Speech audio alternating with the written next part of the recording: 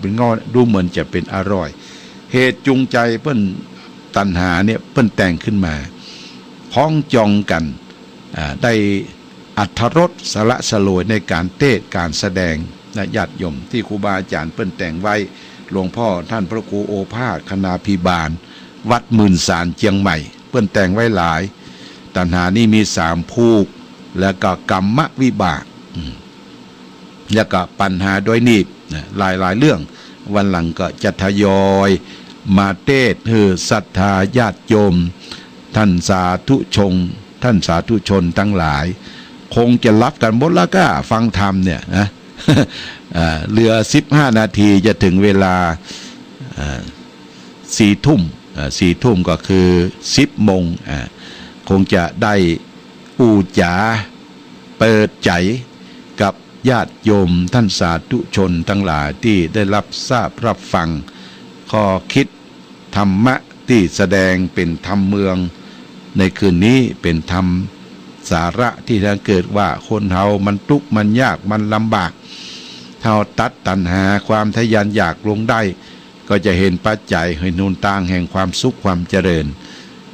ญาติโยมท่านสาธุชนในช่วงสุดท้ายนี้ก็ญาติโยมมีอะหยังที่จะได้โทรศัพท์มาหาเตรียมไว้เนอะ0819515864ถ้าจะไปฟังธนาสามเงาป้อยๆเนี่ยที่อัดไว้เป็นซีดีเป็นเทปอยู่ในเฟซบุ๊กของวัดพระบาทอุดมสายมาแล้ว1 สายเนี่ย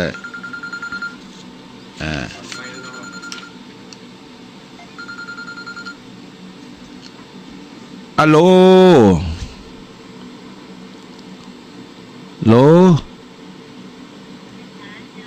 ไหวสาเจริญพรญาติโยมโทรมาจากทางไหน แจ้งโฮมตะกี้แม่อย่างแก่นะแม่จันฟ้องแจ้งโฮมปีได้ฟังธรรมแล้วไปได้พ้องเข้าใจก่อนแม่แจ้งโฮมแม่จันฟ้องแจ้งโฮมฮะน่ะฟังแล้วมันซึ้งแล้วมันงีบมันซุบไปเนี่ยเข้าใจทำฟังแล้วมันซึ้งเนาะฝนตกขอบคุณนะแม่จันฟองแก้ห่มเปิดว่าฟังธรรมตัณหาสามเงาฟังเข้าซุบซิบนี่ได้บุญละถึงนิพพานนะแม่เนอะขอเจริญพรนะแม่เนอะแม่จันฟองเนอะขอบคุณแม่จันฟองแก้ห่ม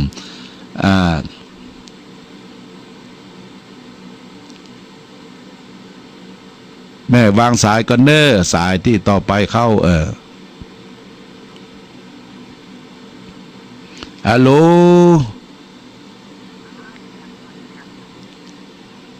วัดดีโทรจากไหนแม่ป่างิ้วเวียงป่าเป้าแม่จอนเนาะแม่จันฟังแล้วปีได้พ้องเข้าใจก่อนแม่จันเวียงป่าเป้าโมทนาสาธุในแม่เนอดีละขอบคุณมากขอบคุณยุมทนาสาธุวัดดีสายต่อไป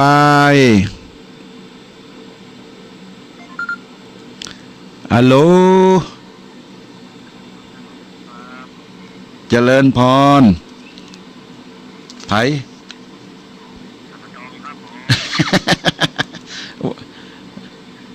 ชื่ออย่างพี่ลูนสันปะตองเนาะพ่อพี่ลูนบ้านอย่างสันปะตองโอ้มีกุ้งบกเป็นฟังเข้าใจนะพ่อเนาะ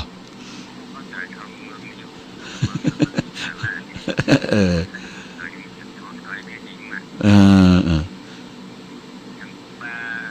เออ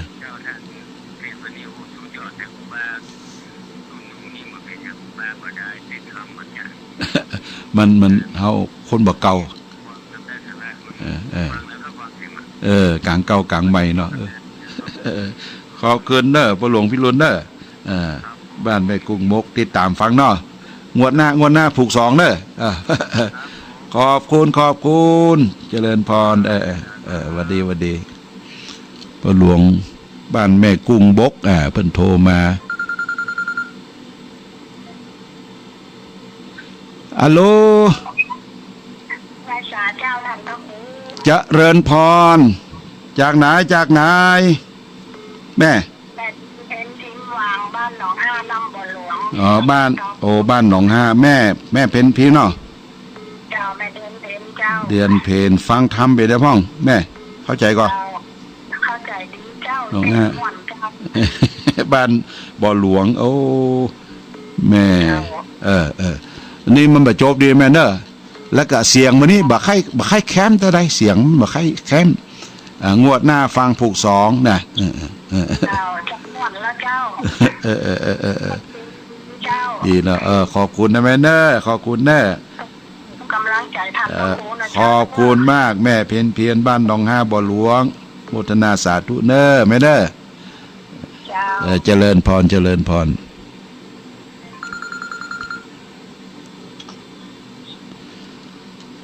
เจริญพรเจ้ากับภาษาเจ้าท่านพระครูเจ้าเอาจากไหนแม่จากบ้านดินดำเจ้าตำบลเจ้าซ้อนเจ้าบ้านดินดำแย่ซ้อนแม่ยังแม่คำนวณเจ้าแม่คำนวณลืมไปแม่คำนวณฟังชัดเจนก่อนแม่เนาะชัดเจนดีเจ้าฝนตกก่อนปุ่นตกก่ะวันนี้ตกน้อยเดียวเจ้าฟังธรรมนี่เข้าใจก่อนเตดเมืองเนี่ยเข้าใจเจ้าหม่อนดีหม่อนดีเข้าใจดีเจ้าขอบคุณวันนี้ดีได้เป็นคำบรรยายได้เป็นเศษคำเนาะหมดอกหมดใจเจ้าข้างแหม3ผูกเนอะสุกหน้าผูก2แม่เนาะต่อเจ้าจะรอฟังเจ้าเจริญพรแม่เด้อขอบคุณมากขอบคุณตลอดขอบคุณเนอะแม่เด้อเจ้าเจริญพร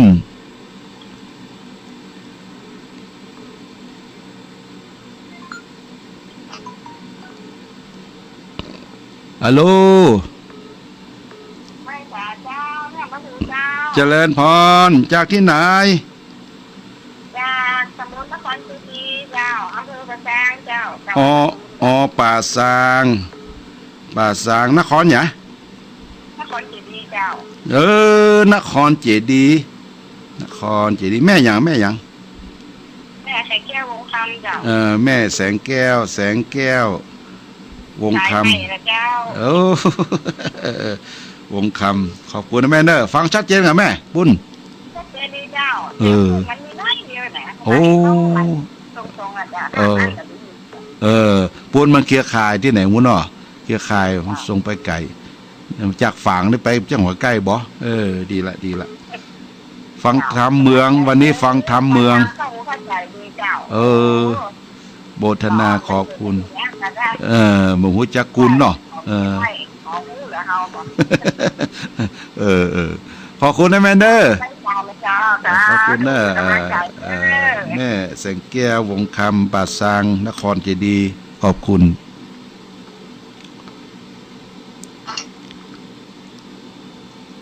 ฮัลโหลเจ้าจากที่ไหนฮะจากบ้านหนองบัวเวียงปะเป้าเจ้าแม่น้อยสุขสบายแม่น้อยสุขสบายเจ้าแม่ฟังอยู่เด้อหนองบัวเวียงปะเป้าน้อแม่น้อขอบคุณชัดเจนกับแม่ปุ่นเวียงเจ้าเด็กสมบูรณ์เนาะวันนี้ก็เอาฮะดีละโมทนาสาธุเสียงมันนี่ค่อยแหบไปเนาะเสียงถ้าอย่าเท่าละได้บ่ใครเท่าเนี่ยพ่อครูอ่ะเนาะเสียงเท่าแล้วเนาะ ฮะ อากาศมันเปลี่ยนแปลงไงเจ้า นะอากาศเปลี่ยนแปลงแม่นมัน เจ้า เสียงคล้ายพดขอบคุณแม่เนอะตั้งใจฟังเนอะสีหน้างวดหน้าสุกหน้าสุหน้าต่อเจริญพรเจริญพร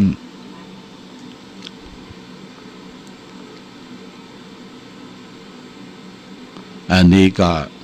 แม่น้อยสุขสบายเพียงป่าเป้าปกติตามเจริญพรยังไม่สาขันโคเจ้าจากไหนแม่เลี้ยงกับเฝ้าเจ้าเอาแม่หยังเวียงป่าเป้าแม่ลายเจ้าแม่ลายเวียงป่าเป้าแม่ลายเจ้าโอ้ทำจันหม่อนเนาะโอ้ม่วนเนาะทำหม่อนดีอันพ่อครูเด็กกับจันหม่อนก็เป็นกรรมเป็นกรรมเนาะหูเรื่องแล้วไหมเนาะเป็นการร่างใจทำครูเลยได้สุกหน้าก็เอาผูกสองมาเต้นกำเด้อตั้งใจฟังเด้อผูกหน้าสุกหน้า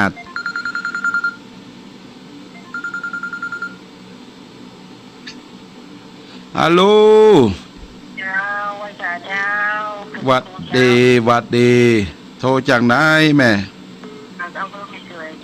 แม่สวยเขาก็อยู่ลายร้อยกันแน่กันเนาะบ้านหยังบ้านห้วยส้มตำบลเจดีหลวงห้วยส้มเจดีหลวงแม่หยังแม่สีจันเจ้าแม่สีจันโอ้ฟังทำดีละโมทนาสาธุแม่เนอก็ติดตามกันเนาะก็โทรมาเนาะเจริญพรแม่สีจันบ้านห้วยส้มนี่บ้านห้วยส้มเจดีหลวงฮัลโหลเจ้าวิสาเจ้าท่านพระคุณเจ้าเจริญพรจากไหนจากบ้านลมโพคือเวียงตะคำใต้เจ้าโอ้บ้านร่มโพคือเวียงตะคำใต้ลมโพคือเวียงเนาะเจ้าโอ้ฟังอันเจ้าท่านพระคุณเจ้าทำตัดนาสามเรื่องม้วนเนาะเข้าใจดีเนาะโยมเนาะเข้าใจดีเจ้าฟังได้คติสอนใจดีเสียงดีเจ้าหมดนาขอบคุณชื่ออย่างละโยมอ่ะแม่สิริพรเจ้าแม่สิริพรขอบคุณเนอะกำลังใจท่านพระคุณเจ้าเนอะเจริญพรติดตามเจริญพรคุณสิริพรดอกคำใต้บ้านร่มโพสายต่อไปเจริญพร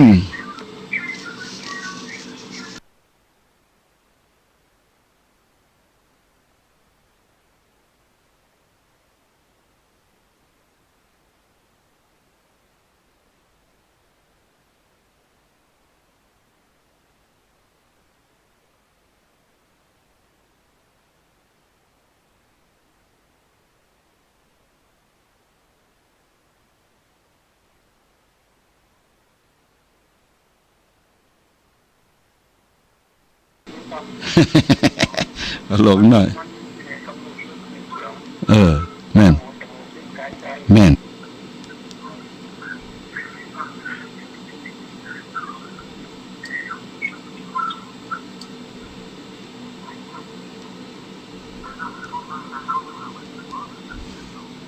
ญาติโยมมันเฮาก็ได้ฟังเสียงสะท้อนจากศรัทธาญาติโยมตอนนี้การโทรเข้าเปิ้นบ่พักสายมันดูเหมือนมันจะมีสายแทรกเข้ามาตลอดเนาะ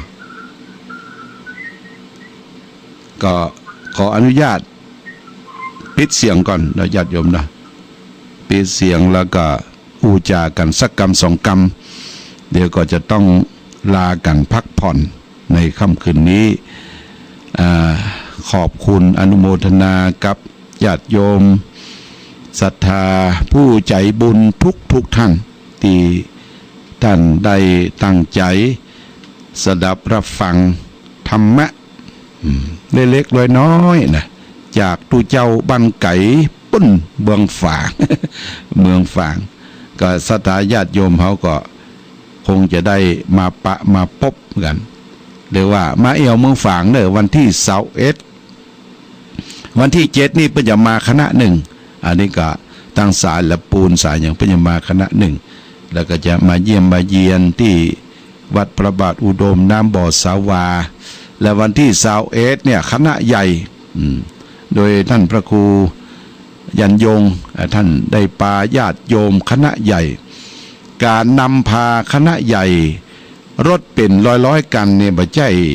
ง่ายญาติโยมนะการประสานงานการเกาะกลุ่มการร่วมกันเนี่ยมันเป็นเรื่องใหญ่เดี๋ยวหลับโลจากไหนแม่จากไหน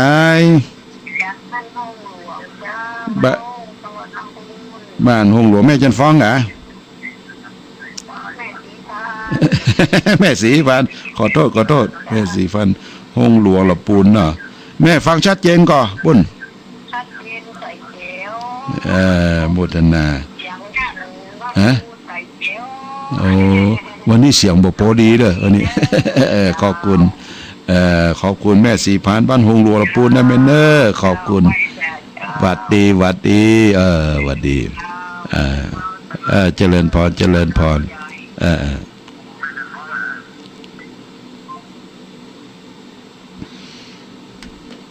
ญาติโยมก็ได้โทรศัพท์มาคือกำลังจิตกำลังใจในการออกรายการธรรมะประทีปสองทางตอนกลางค่ำกลางคืนมาแหมสายอนุญาตรับแหมสายเน้อเจริญพรจากไหนแม่ดอยหล่อเจ้าโอ้ดอยหล่อใกล้ปากทางเจริญเนาะเจ้า แม่อวนเจ้าแม่อวนเนาะเจ้าแม่อวนบ้านดอยหล่อปากทางเจริญชัดเจนดีกว่าแม่ใกล้เนาะเจ้าชัดเจนเลยเจ้าได้ฟังธรรมเมืองเป็นอยู่ได้พ่องเข้าใจก็เจ้าหมดเลยเจ้าเข้าใจเลยเจ้าดีคนเฮามันทุกข์มันยากลำบากดึงตัณหาเนี่ยเนาะตัวเดียวเนาะ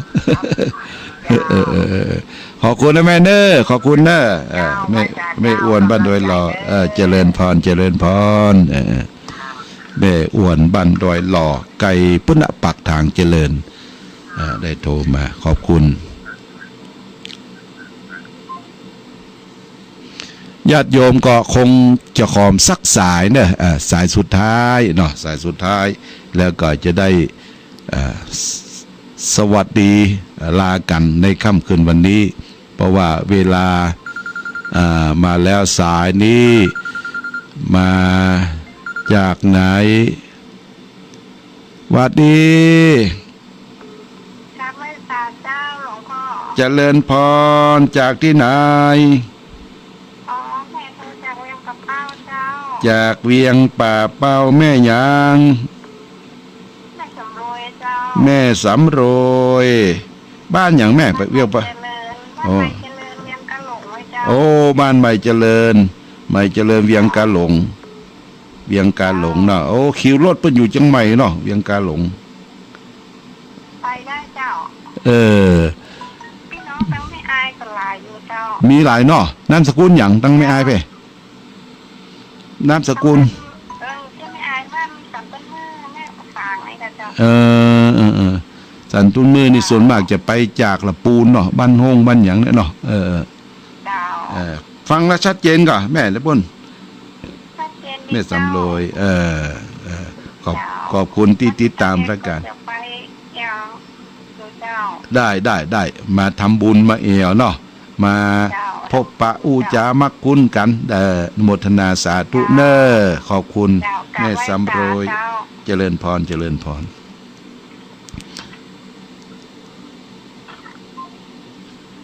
อาลานอญาติโยมท่านสาธุชนทั้งหลาย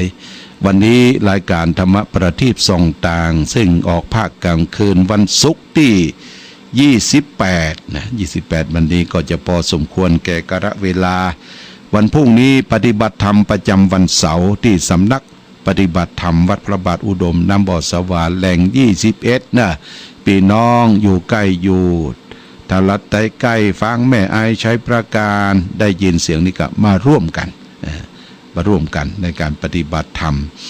เปิดพระสวดมนต์เดินจงกรมร่วมกันมาแหมสายอันนี้ก็ขออนุญาตรับก่อน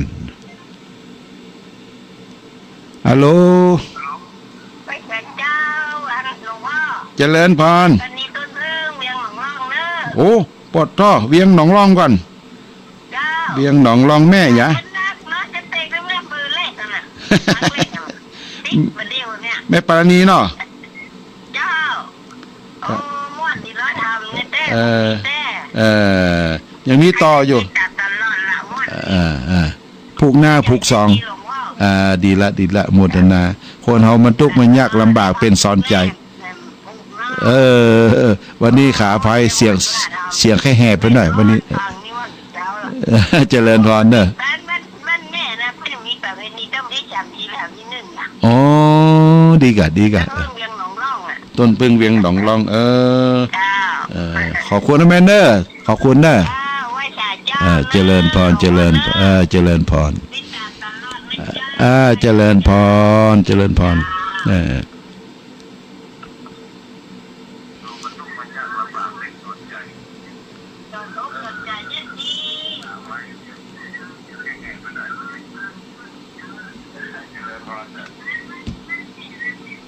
แม่ปราณีปุ่นแม่ปราณีบ้านเวียงหนองล่องบ้านต้นพึ่งมาแหมสาย